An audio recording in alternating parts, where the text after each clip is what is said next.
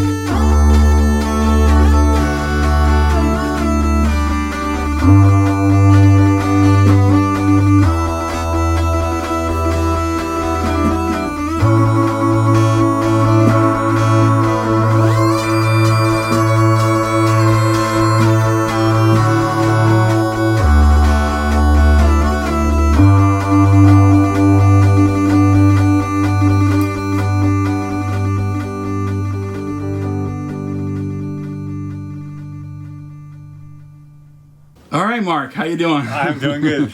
All right, so Mark, as you guys can see, has an incredible studio here, and I particularly love your figurines all over the wall. Really cool, like the Dick Dastardly in the back there. Really cool. Good excuse for people buying me presents. Nice. And let's talk about the keyboards here. So here we have an Andromeda, and actually we have, I can see, two Andromedas. Why do you have two Andromedas? Well, the second one was bought as a spare because some of the parts are no longer available. I had it sitting in a box for more than a few months, and since it's one of my favorite keyboards, I was able to put the second one to use while they're both still working, knock on wood. Yep. And so that's why I have two of them. That's a great idea. And I think you love that keyboard too, right? Because you sound great on it. Oh, thank you. Yeah, it's from a playing standpoint, it's just one of my favorites. It just plays so well. I don't really know why that is, but just the response to the program sounds from the keyboard and all the controllers and wheels and such, it is wonderful to play. It is, and that song that you had just on during the introduction video was fantastic.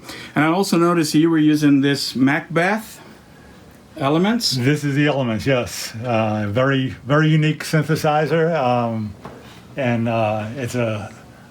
it's played a little bit differently with the touch membrane type keyboard as opposed to real keys. But I look at that as a positive because it forces you to come up with different stuff and different style of playing. So I totally agree. I tried it a few times. I love the way it feels, and it does not force you, but inspire you to play in a different style as you would on a regular conventional keyboard. Right. Fantastic, and it sounds just great. 3 oscillators, pure analog, just the beast. Love it. That love it is. Love it. Love it. Love it. And then moving up here, we have a classic Minimoog. Which year is this Minimoog? I believe that is early 1970s, I want to say. Okay. Yeah. I bought that used from a gentleman in Los Angeles that just had his third, or is about to have his third child with his wife. And he was in desperate mode just to come up with some money and clear out the kitchen. So I decided to help him out. Hey, yeah, it's nice of you to help him out and get this baby, which is just gorgeous. And that's been modified actually just a couple of years ago to be able to work over MIDI. I had to go inside and change out the triggering, the way the gating worked, and also the CV from the keyboard, from the MIDI itself to the keyboard, so that kind of worked with either the internal keyboard or an external keyboard. Oh, very cool, very cool. Yeah, everybody, we all love the Minimoog sound, just nothing like it. And then on this side, I see something really interesting. I see that's a clone wheel, so-called clone wheel, right? That's a KX. This one is the Hammond XK-3c. I'm sorry, XK-3c. I got one of those also. Yep. And on top we have an AM audio controller keyboard, and then you have the pedals on the bottom. But the cool thing that you have the XK-3c paired to a couple of Leslie's for beautiful stereos. So those are 147s? Both 147s, yeah. And those are the real ones, yeah, of course, from the 60s, 70s, yeah. Yes. Very cool, very cool. Nice preamp there. And very good, very good. And then I just wanted to come over to this side, which is your central workstation here. And you have a beautiful piece of furniture here. Is this custom for your studio, Mike? It is. This is built by Studio Construction. They're in Nashville, and they're wonderful to deal with. They built the table. Actually, this table here is just a few weeks old, and it replaced my CP80 that all this gear was sitting on top of. It wasn't the best ergonomically, or the best from an ergonomic standpoint. So I finally said, okay, time to sell the CP80, unfortunately, because I didn't have another place for it. But it's very nice to be able to sit down, and so I had this custom length table made for that purpose. That's beautiful. And I was telling you before, I think this room, the ergonomics in this room are second to none. You did a fantastic job. Really, you turn around, you're sitting there, you have access to all these gorgeous keyboards everywhere. Let me do it like a quick 360 here, because this is central station. Then he's got more sense to the left. We'll go to these in a few moments, and more sense to the right. So perfectly ergonomic. Actually, before we take a look at the workstation, I see here you have a modular Eurorack. You wanna tell us about this guy here? Yeah. So I think I use modular a little different than most people, but okay, maybe not. I was not into modular till very recently, and this is the second modular skiff that I bought. The first one's to the right there. And the reason I started with that was when the new reissue Minimoog came out, I was a little jealous that it had some additional features, like an additional LFO for modulation, aftertouch, and velocity, and that kind of thing. And I thought, should I buy a reissue for those purposes, or can I get that stuff through some other means? And it turned out that Eurorack, for me, was the answer. And that's really how I use the modulars to a large extent, is as add-ons to either the Elements or to the Minimoog. There's no filters in either one of these boats. I rely on my other monos for the filter and other functions. But what it does provide is a whole lot of LFO capability or audio rate modulation, because they're full-on VCOs in there that have LFO capability. And turns out they do some wild stuff on top of that. So, sure. Yeah. So it's really fun to integrate that with the Minimoog and the Elements. Wonderful, wonderful, wonderful. All right, so yeah, let's take a look at your main workstation, because it's beautiful to look at, and it's just phenomenal. So the speakers, as far as speakers, your main speakers are focal. Is which model? Yes. Is that? Let's see. That's the BE6, a Trio BE6. Oh yeah. Okay. Yeah. And we're just listening to them. They sound just beautiful. Yeah, I remember the time before I came here, you had the Atom and the Genial. Yeah. So the Atoms are behind you. Okay. And so part of my ergonomic setup here is I like to have stereo, no matter which station I happen to be sitting at. Sure. So sometimes it's a mix of Focal and Atom, as the stereo pair. So I have the Atoms actually wired backwards, so left, right. Oh, okay. So you can versus hear, right, yeah, when left you're kind of thing. I love the Atoms, but there's some things that I like the Focal better. Particular piano, which is what I grew up with. They just somehow they handle piano and some other sounds a little bit differently and a little better than the Atom. The Atoms have their strengths too for mixing. I think they're wonderful. They just reveal things that other monitors don't. So Yeah. I had those a very long time, and I've been very happy with them. Yeah, last time I was here, we played a lot of your synths through the Atoms, and jaws dropping because it really sounds good with the synths as well. But these Focal are just phenomenal as well.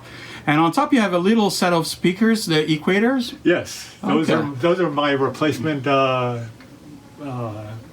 computer speakers. Oh, okay. So they stay on all the time, and I can very easily switch with some equipment down here to go from the Focal to the Equators, and just as a secondary check or whatever.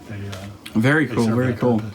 And you got a nice set of isoacoustics plastic, or I should say PVC, or yeah, one of those. Yeah, one of those to prevent the wave. Yeah, the wave from. Mostly, I like those because they just raised up the monitors to the height to ear that I level. needed for Okay, it, so, yeah. All right, and then here we have a couple of Empirical Labs LilFrEQ EQs. I'm not too familiar with those guys. You use them for. Mostly I use those for the CP80, and they're an incredible EQ for just very narrow pinpointing of a particular frequency, or they would serve very well in final mix. What I mostly used them for at the time was the CP80 before it went out the door just a couple of weeks ago. So I will have to repurpose those because I have no plans for those going anywhere. I do love those EQs. You gotta find a synth full of harmonics to shape. Very good. That's cool. And now down here, I'm spotting a Moog Moogerfooger, right? It's one of those. Which one? That's one of the delays. The 104. Oh, it's an analog delay. Yeah, very cool. Yeah. And I have actually on the other side. I have the 104M. Oh, okay. Just again because. There it is. I love Moog products. Those are excellent bucket brigade type delays. Yeah, and, 1970s flavor. Yeah, wonderful. Yeah. I definitely see a lot of Moogs here, and here we have a multi-drive from Empress. That's like a multi distortion type unit. Give you fuzz, and you pair that up with like the Voyager, for example. That's the one I typically use it with, and gives you some of that girth that the Voyager's. It's already. It's a beautiful mono synth.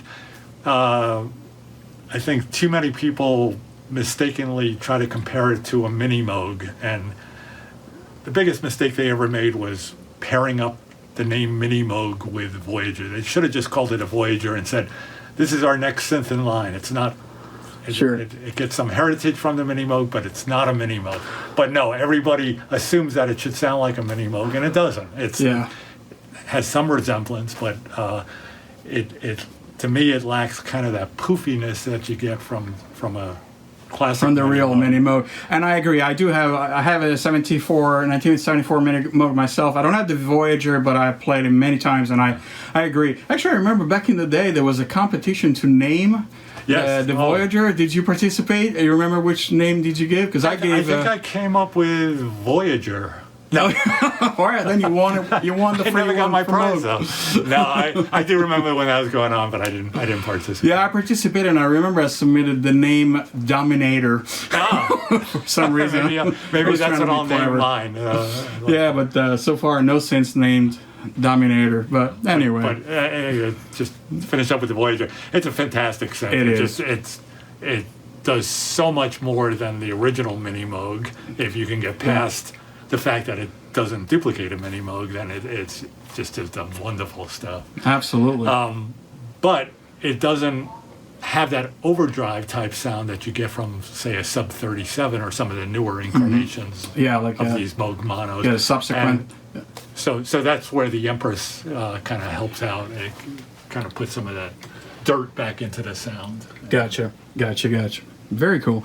And you are an amazing, wonderful, fantastic piano player, because I heard you playing. Oh, thank you. I love your jazz style / classical. Your chordal progressions are beautiful. Thank you. You're a player. And so this is your main axe, I would say. Your Kurzweil PC3X. Yes. You had this for a while, because you... Yeah, it really is a controller. I don't use the internal sounds very often. I'm not big into sample playback. I never have been.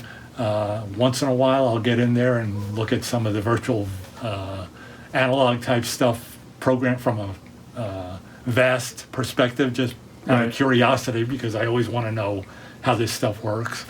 But it's not my favorite, and if I'm going to spend time programming, I'd rather be turning knobs, or even in the computer, I like some of the virtual analog type stuff that's out there, because there's incredible sounds. Yeah, you're talking about gigabytes and terabyte of pianos. That's it's hard. It would be hard to duplicate on a small ROM of a keyboard. Very cool. Everyone has their favorites. Basically, if it makes sounds, I'm all there. I love it, but I do have preferences. Oh, absolutely. You should. Very cool. And before we look at the computer, I wanted to scoot right here, and you have an Eventide Eclipse.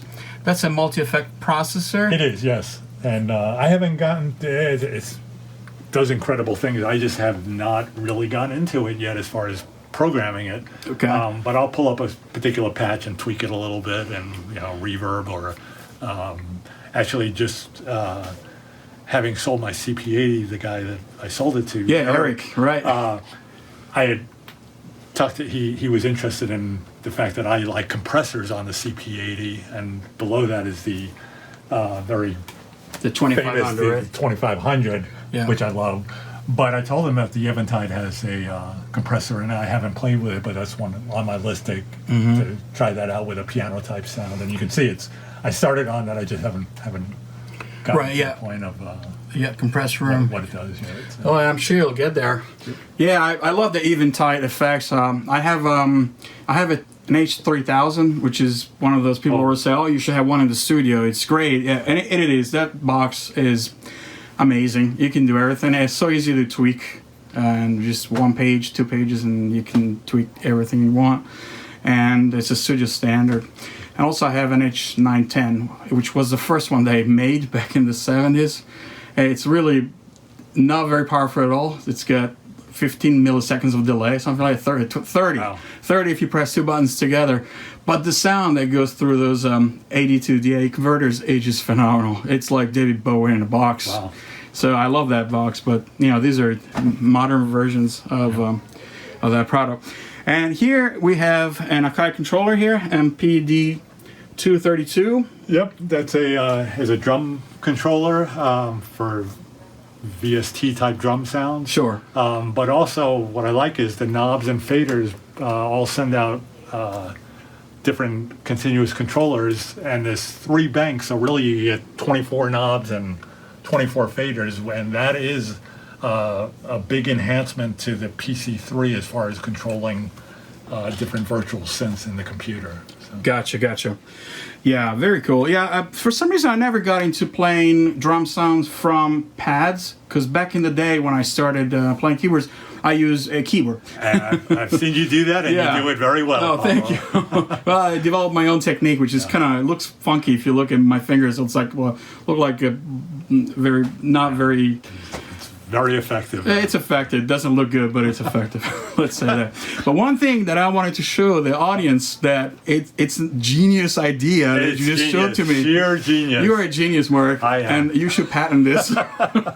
So explain this to us. Because you open the DAW, you're using Reaper, and you have on a track the photo of your Eurorack module right here. Yeah, so I had created a patch on the modular, and it was one I wanted to save, but overnight I powered down my equipment. When I came back in the morning, lo and behold, I didn't realize that a couple of these modules do not save their static type save, the on-off types settings. And so I was able to get it back just through trial and error. And then I said, oh, I need a way of writing this down. I started to write it down, or at least look for a pencil. And then I said, oh, wait, I can take a picture of this. And once I took the picture, I said, okay, now where do I put this? I was looking for a folder and maybe start some kind of file system. Right. And all of a sudden it just occurred to me, I said, I wonder if I can put this, like just pull it into Reaper somehow. And I had played with videos before on Reaper. Right. So I knew you could embed videos. But I wasn't sure if JPEGs would work. And I just happened to go into the folder that I stored the picture in and pulled it over. It just dragged it right into the track. And I was like, oh my God, this is so cool. So now any recorded track, at the beginning, I can just put a picture in there. And it's a genius idea, which I'm going to steal right away. Yeah, and just anybody that wants to use that, just mail me a check for 10 cents, and I should be a millionaire in no time. Yeah, So you can buy the Yamaha the GX1, no, the CS80 that we played yes. at NAMM. There you go. I'd be very happy with that. Yes. No, seriously, it's a great idea. Thank you. Fantastic. All right, so moving on to, I think you got more stuff. Oh, just that's a mixer. Yeah, I have a Speck Okay. Xtramix mixer here. Oh, yeah, that's handy. You can just pull it in and out. And that's your interface. You use This is an Aurora 16-channel, Oh, okay. 16 in, 16 out interface. Yep. And then above that is the Coleman. That's what's doing the switching of speakers and sources into the speakers. I got you. Great unit. Yep. And then above that is a Great River mic preamp that I don't use too often because I'm not a singer, but occasionally because the Speck mixer doesn't have any kind of microphone preamps. Yep. I keep that around for when I do need that kind of interface. Very cool, very cool. Fantastic. All right, so then moving on to this side of the studio, we got more keyboards, and this is the Dave Smith Poly Evolver. What can you tell us about this machine? Very unique. I call it clean analog compared to something like a Mini or a Memorymoog. But because I'm into my own programming, it's just you come up with stuff that just nothing else does. And I've certainly spent a bit of time with the later DSI type synths and even his latest OB6 and the Prophet 6. Wonderful synths. The one that came right after this, I believe, was the Prophet 8. And at the time, I wondered how different they were. And I was in Guitar Center, and I think it was in Lawndale, California. And they had a Poly Evolver and a Prophet 8 set up right one above the other.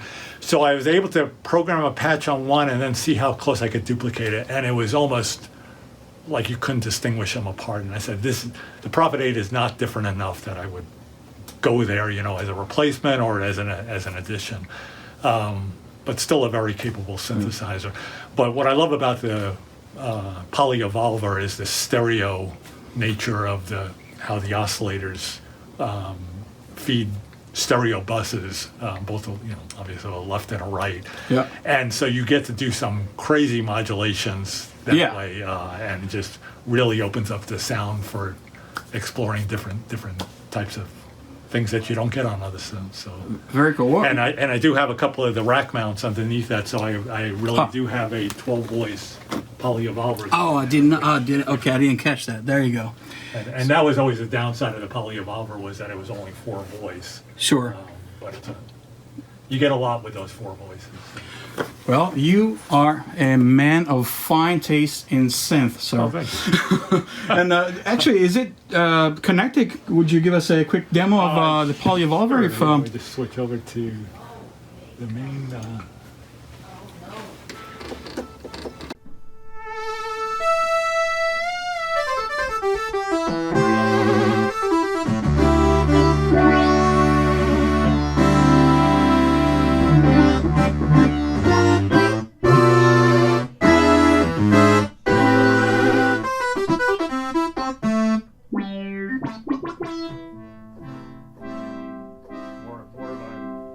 It's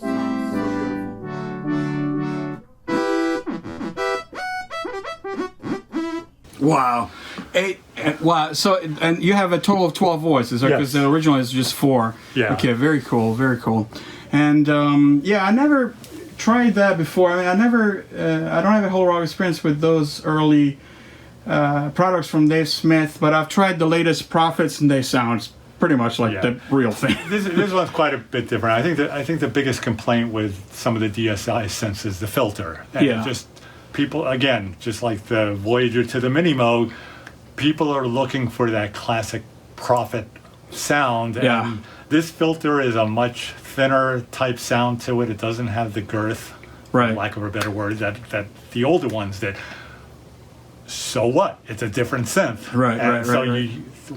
If you're one to program your own sounds, you steer your sounds to take advantage of that type of filter, and you come up with different type sounds. Right, absolutely. Yeah, the other day we were playing that Prophet 6 from Prof D, and that thing sounded phenomenal. It's a wonderful synth. It's a wonderful synth. Yes. Wow. But let's go to the big piece of your studio.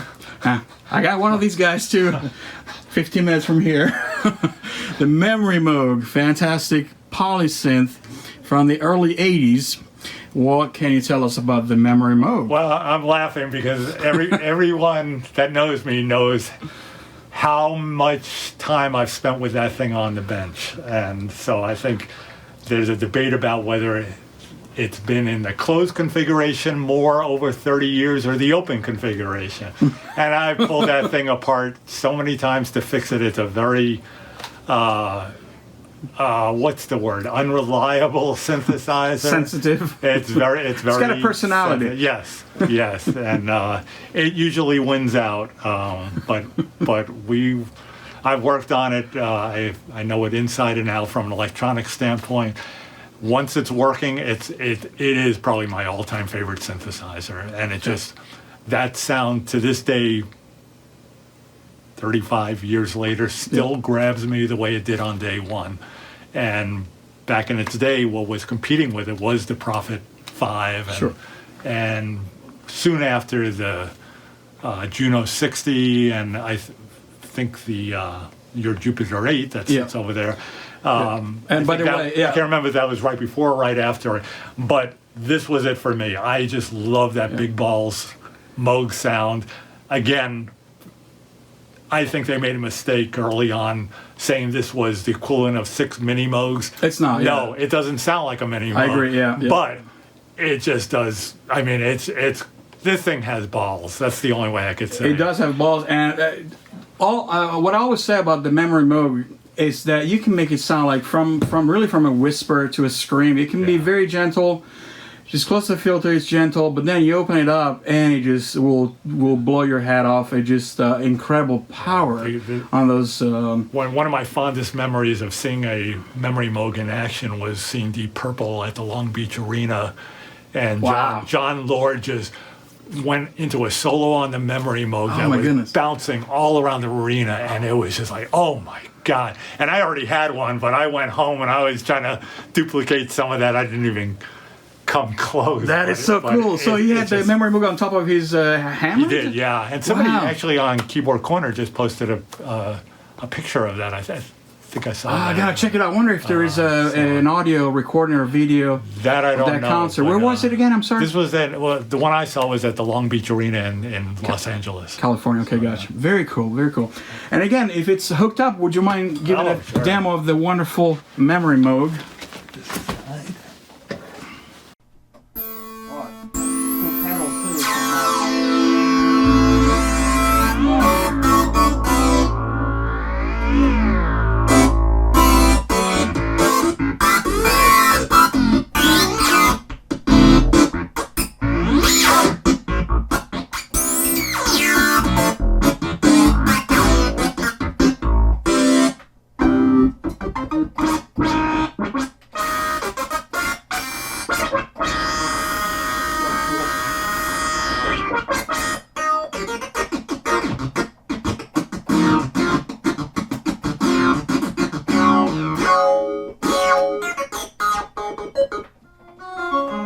Patches that I have to recreate after the thing blows up on me and I lose everything. Oh no. I used to try to save them, and then I said, Forget it. I can fill up a bank of 99 patches pretty quick with this thing because it's so immediate. Yeah, it's so immediate to programming use. it and it's fun, you know. So it's Yeah, this is the thing. Is sometimes I sit down and I just make sounds and just go into heaven, sonic heaven, because it sounds so beautiful. Does yours have MIDI? yes. Okay. I don't actually. You see the MIDI cables hanging down. The MIDI is not great on it. It's not. You know, there's the Lintronics version. Where he totally revamps the thing and puts his own MIDI in. That's supposed to be much improved. I have some, still have some problems with the MIDI on this thing, so you get hung notes on it, and it's still usable. But when I'm not recording MIDI, I'll just leave it disconnected like it is right now. Yeah, and it's so much fun to play by itself anyway. So very cool. Thank you. And then here, you have yet another Moogerfooger. It's a MIDI MuRF, which this is a filter and an envelope. It's like a resonating filter that sequences through. And let's see if this. Oh, steps. Okay. So I don't know if that's. Oh, it is. Okay, and that's a Voyager. Yeah. I see. Yeah. What are we doing here? Let's see. Oh, that was a Cwejman. Yeah. So. It's back. Oh. What a sound.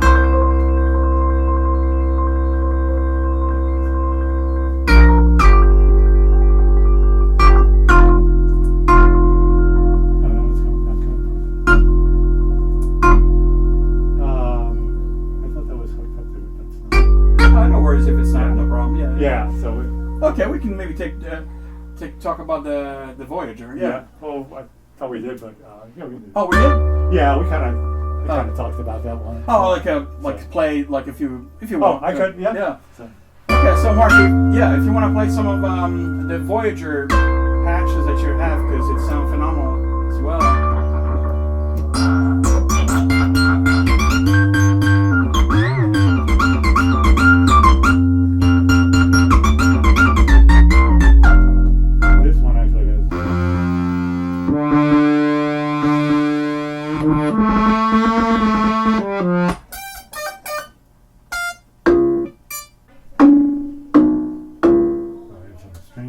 Sometimes. There we go. More to the liking of most. Right.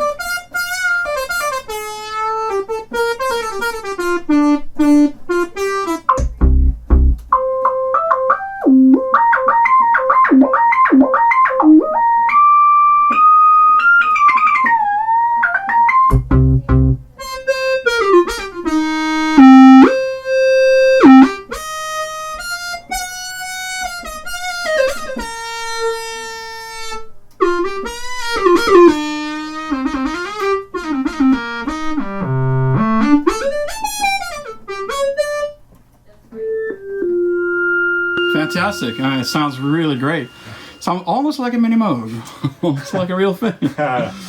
And then here you have more synths. You got the Cwejman S1 Mark II. And I tried this as a monster synth. Love it so much. I love this one.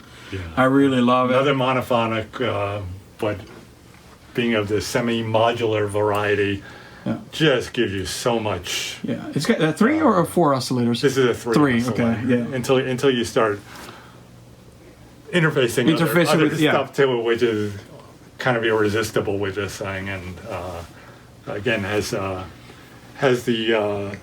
classic low pass filter, 24 dB per octave, and then has the also the Oberheim type state variable filter. They call it a multi-mode filter, but those two together and the fact how they get configured is just so flexible and just come up with some wild stuff on there. Very, very cool. And speaking of Oberheim, you have an expander module here. This is the new version, right? Yeah. Yes. Yeah. That was the reissue. And simplicity at its best. Yep.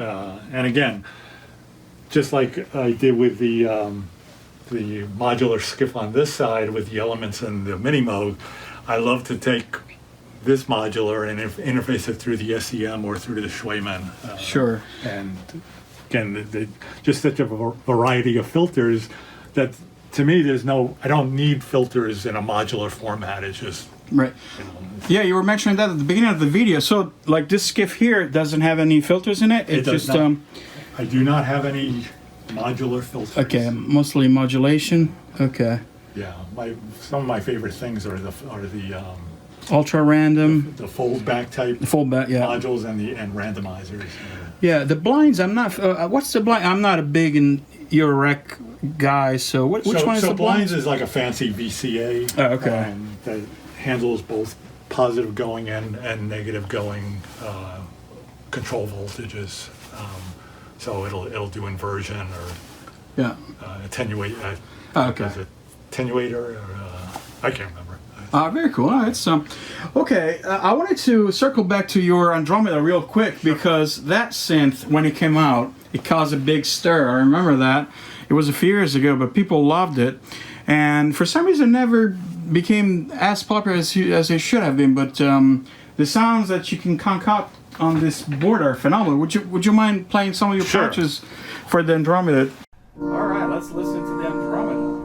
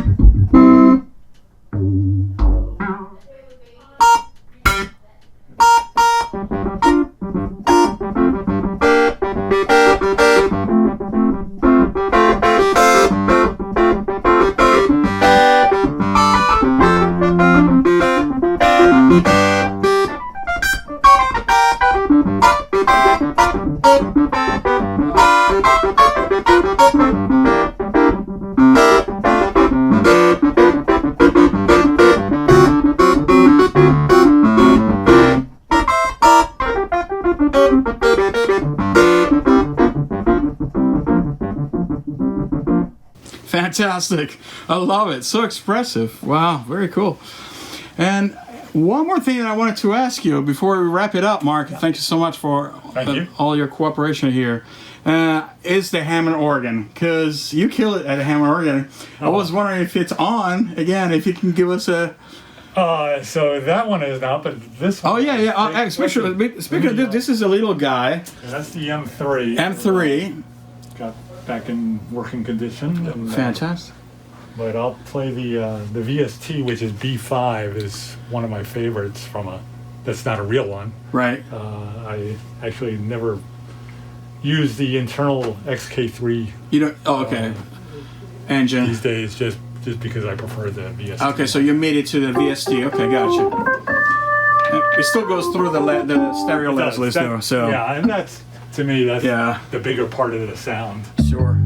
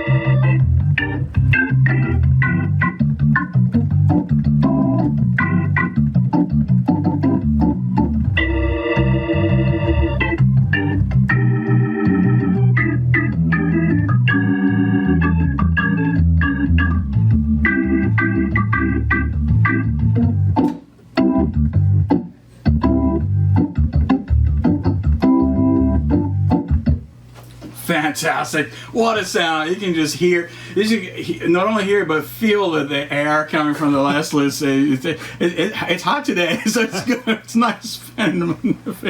But yeah, thanks, man. This sound is phenomenal. All right, guys, I wanted to thank you, Mark, profusely for letting us in his wonderful studio. I think the ergonomics on this studio are second to none, and I've been in several studios. I just love the fact I wish mine were like that too. Mine is a mess. I have to grab synthesizer from a shelf and put it on the floor and play. But this one, you just sit on the same chair. You have the ability to play all these fantastic keyboards, Moogs, Alesis Andromeda, Hammond organ, and modulars and DSI.